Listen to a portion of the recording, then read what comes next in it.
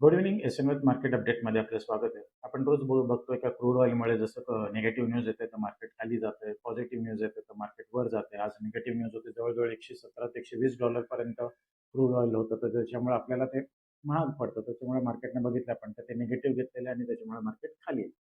दुसरी गोष्ट म्हणजे असं आहे की आपण थोडंसं एक वेगळ्या विषयावर बोलूयात आज. तसं असं आहे का, जेव्हा जेव्हा असं टेकचं मार्केट क्रॅश येतं किंवा मार्केटमध्ये नकारात्मक सिच्युएशन असते, त्यावेळेस आपण बघतो का प्रत्येक जण एस-आय-पी बंद करायला जातं किंवा इन्व्हेस्टमेंट स्टॉप करायला जातं. पण याच्यामध्ये आपण हे बघत नाही की 2008चा इव्हेंट आहे का, ज्यावेळेस मार्केट 60% खाली आलं होतं आणि तो जो काही फॉल होता आणि त्यावेळेस जे काही एस-आय-पी चालू होतं, तिथून ते एस-आय-पी ज्यांनी कोणी एस-आय-पी कंटिन्यू ठेवलं त्यांना त्याचा बेनिफिट झालं. कारण 2010 मध्ये जे 21,000 वरून मार्केट 8,000 आलं होतं, ते इमिडिएटली 2010 मध्ये 21,000 मार्केट आलं.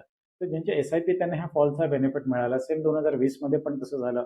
त्याच्यानंतर आपण हे रशिया युक्रेनचं वॉर पण बघितलं, त्यावेळेस पण सेम सिच्युएशन झाली आणि आता युएस आणि इराणचं पण जे वॉर चालू आहे त्यावेळेस पण तसंच पद्धतीने चालू आहे का मार्केट खाली गेलेलं आहे. मधल्या काळामध्ये अजून जास्त खाली गेलं होतं. ज्यांचे एस-आय-पी चालू आहे ते एस-आय-पी मध्ये जे काही फॉल आहे त्याच्यामध्ये त्यांना ते लो प्राइसमध्ये एन-ए-व्ही मिळालं आणि त्यांना त्याचा फायदा झाला. मला असं वाटतं. आणि सगळ्यात मोठ्या गोष्टी जी आहे की लोक जे इन्फ्लुएन्स होतात ते रील्स वगैरे बघून, तर त्याच्यामध्ये बघतात अरे एवढ्या एस-आय-पी बंद झाल्या, मार्केट फॉल झालं, हे झालंय. तर बेसिकली जे ट्रॅडिशनल मीडिया आजपर्यंत करायचं तेच आता हे रील मास्टर पण करतात. तर त्याच्यामध्ये असं होतं की तुम्हाला फक्त एक सनसनी क्रिएट करण्यासाठी हे केलं जातंय का निगेटिव्ह मार्केट आहे, निगेटिव्ह सेंटिमेंट्स वगैरे आहेत. पण प्रत्येकाचे फायनान्शियल गोल्स वेगळे आहेत, प्रत्येकाचे लाईफचे गोल्स वेगळे आहेत. जर तुम्ही इन्व्हेस्टमेंट नाही केलं तर तुमचे गोल कसे अचीव करू होऊ शकतील असं आहे.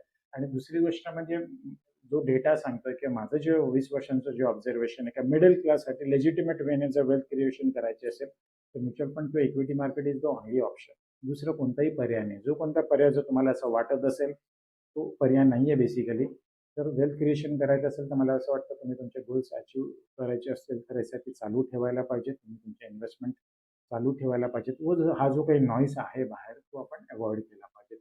सोमवारपासून आपण थोडंसं डिटेलमध्ये व्हिडिओवर बोलूयात, तर बघत राहा. धन्यवाद.